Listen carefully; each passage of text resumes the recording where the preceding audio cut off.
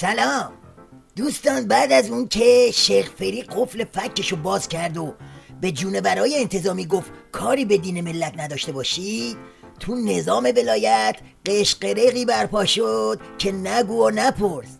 علیگدا و سگ و سیلاش با هرچی دستشون اومد افتادن به جون رئیس جمهور جام زهریه نظام و حالا نزن و کی بزن.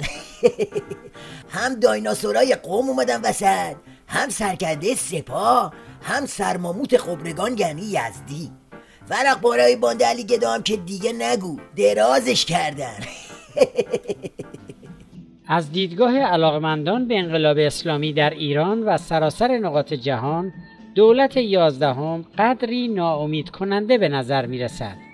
از یک سوی با شیطان بزرگ بر سر میز مذاکره برد نشسته است و آماده است تا به برد شیطان بزرگ رضایت بدهد و این قضیه فراغت از دغدغه اجرای اسلام هم چراغ آخری است که در این طریق روشن کرده است.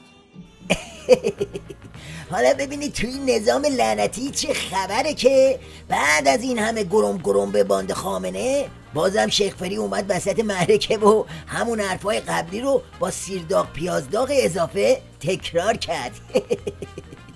نمیشه به هر کسی گفت تو مجتهدی میتونی اجتهاد بکنی. سنگ رو سنگ بند نمیشه. یه قوه قهریه‌ای که قوه قهریه است برای این ساخته شده، باید اجرا بکنه. قوه قهریه نظام دستبند همراشه، کلت همراشه. بیما تو هم بیا اجتهاد کن، تو هم حوزه علمیه هستی، کار خودت بره، هر کسی وظیفه خودش انجام بده. ببینید همون یه قطر زهر چه بلایی سر علیگدا آورده که این شیخ فری داره تو روز روشن به ریش عظما و باقی نوچه هاش میخنده. یعنی در یک کلام داره به باند مقابل میگه به تمرگید بابا، مگه این وضعیت انفجاری رو نمیبینید؟ نظام داره به فنا میره، بعد شما فکر اسلام علیگدایید. جالب اینجاست که شیخ فری به همین حرفا هم بسنده نکرد، یعنی نعلین رو یه قدم جلوتر گذاشت و چند تا قمپوز اعتدالی هم در کرد. ببینید همش دنبال این که جوانها رو محدود کنیم، اینجا محدود کنیم، اینجا نرو، اونجا نرو، این کارو نکن، این کارو نکن، این کارو.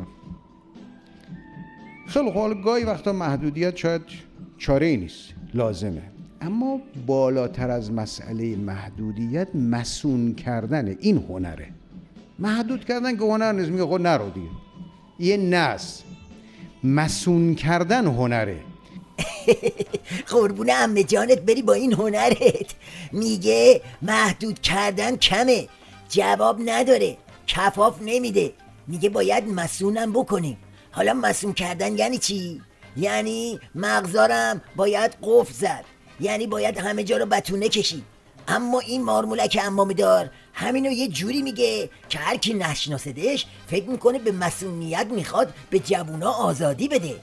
خب رفقا، تا اینجا اومدیم یه جوک 2015 هم از شیخ فری بشنویم. ما حق اعتراض رو به رسمیت میشناسیم. شما دیدید برای اولین بار امسال تو خیابونها کارگرها آمدن تظاهرات کردن، راهپیمایی کردن. سابقه که نداشت تو این 15 سال اخیر، و اون سالهای اول انقلاب چند سالی بود، بعد دیگه بسته شد. با منم مشورت کردم، گفتم بذارید بیان. حالا میان تو خیابون و حرفشون رو میزنن، یه موردی هم مطالبه‌ای دارن، اعتراضی دارن، ما باید تحمل کنیم، باید فضا رو باز کنیم.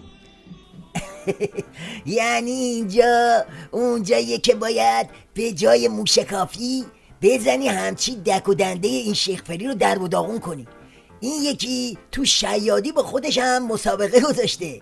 آخه آخونده پاچه برمالیده، اگه اعتراض رو به رسمیت شناختی، پس این همه جنگولک بازی تو روز کارگر واسه چی بود؟ اون همه بگیر و ببند واسه چی بود؟ این همه تنابه دار واسه چیه؟ خودتی آجی، خودتی، بدجوری هم خودتی. با این روزها فقط نظامتون رو آشلاش میکنید، چه با سخت افزار بیای چه با نرم افزار. ته خط جا تو زبال دنیا تاریخه. آره.